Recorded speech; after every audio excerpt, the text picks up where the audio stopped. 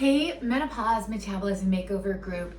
I am here with a little bit of advice for you guys going into the holiday season, which is typically from Thanksgiving all the way through New Year's Day. And we've got a bunch of holidays strewn in there, and it tends to get crazy, it tends to get busy, it tends to get overwhelming.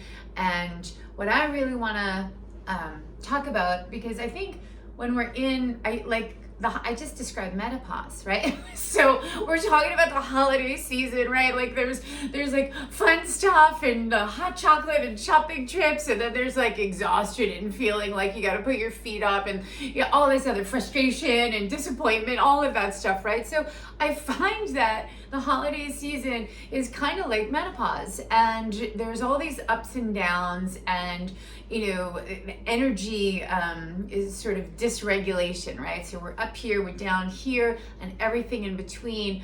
And what I really stress is sort of like homeostasis, right? We want to stay in the middle. So anytime we're talking about things that will impact our hormones with menopause, we want to try to stay right in the middle. Things that take us up, take us down, we try to minimize that and squeeze. So we're in that range, right? So we want to try to do the same thing as we go into the holidays, is just, get it in the range, okay? So of course I'm not saying like, hey, don't be super exuberant and rejoice and do all of the good things, like feel the great stuff.